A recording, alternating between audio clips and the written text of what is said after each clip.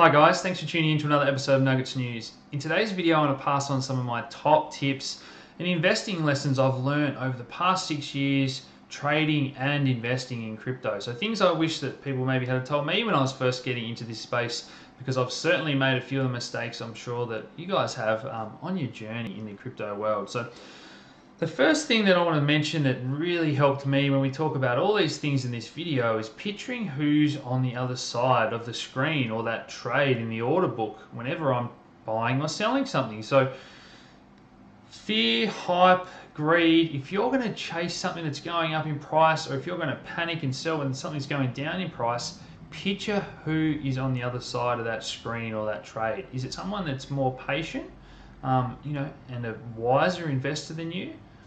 And that often helped my thought process about what am I doing before I click that button. If I'm going to buy or sell, who am I giving my coins to, or who am I taking them off? So keep that in the back of your mind when we talk about all these things.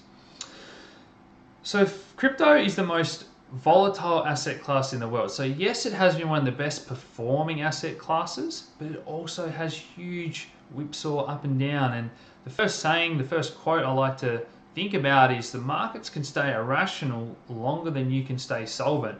And I've certainly learned that lesson the hard way a few times. Now, when Ethereum fell from $20 to $10, I had a margin trade on, and I thought surely Ethereum's going to go back up higher than $10. It can't keep falling, but it fell to $6. And no matter how convinced you are that something might be worth more or worth less, the market can stay irrational longer than you can stay solvent. And if you've got on huge margin positions, you're going to get liquidated, and there's nothing worse than losing all those coins and then being right in the long run. So always trading with sensible positions. I recommend that you should not be margin trading at all if you're new to this space.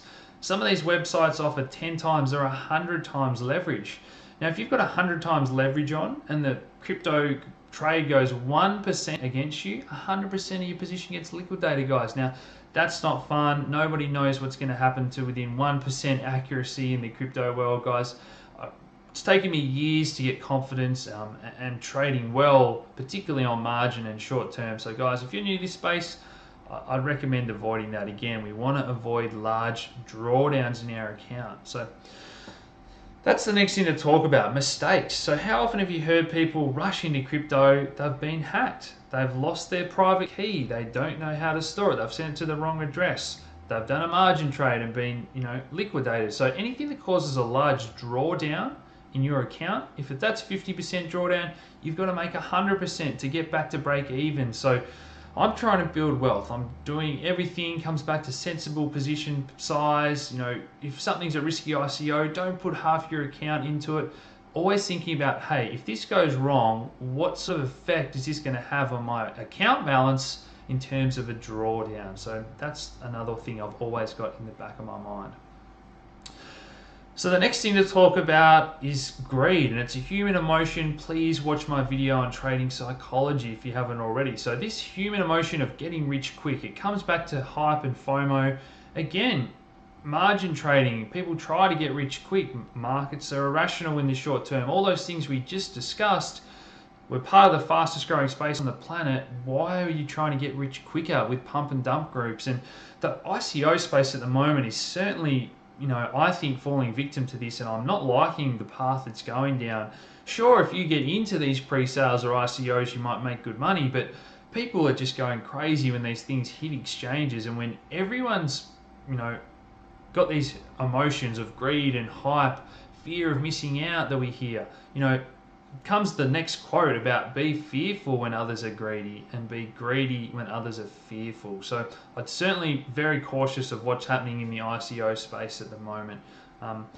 You'll hear me talk about the herd a lot, and whatever everyone's doing, often I like to be a contrarian as long as it makes sense rationally. I don't want to be doing what everyone else is doing if it's due to these fear and greed emotions. So the next saying, and one that we hear, it sounds so simple, is buy low and sell high. Now, I've been on a phone call today to my investing fund. We're putting more money in. We're happy to put more money in at these levels right now. But also, some of the over-the-counter traders that deal with everyday investors, the mum and dad investors, and they're saying their phones have stopped ringing, and they see this every time. You know, everyone wants to buy and everyone's happy buying Bitcoin when it's going up, and yet here we are with things on sale 50% and their phones stop ringing and people are disinterested. The hype's gone and they don't want to buy. Now, they said this happens every time and it's completely irrational. You know, they're personally themselves that run the business, you know, they're buying because they believe Bitcoin is cheap at the moment. But all the people, their clients, stop. And so no matter how many times you hear it, buy low, sell high, people still don't do it. Now, just to expand on that a bit, the more that you understand your cryptocurrency, it comes back to those fundamentals I talk about in education.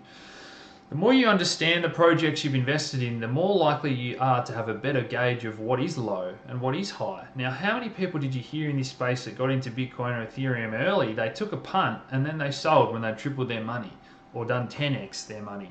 You know, if you understand, and I was very passionate about Bitcoin and Ethereum in the early days, and I understood that, hey, we're not at mass adoption yet. They're chugging along nicely. Yes, they're going up in price a lot. More people are finding out about them, but we're not to that ultimate goal of where I see this all going. And that, if you have that understanding and that belief in the projects you've invested in, you're less likely to sell rather than when you've just had a punt, you've got no idea what you've really invested in.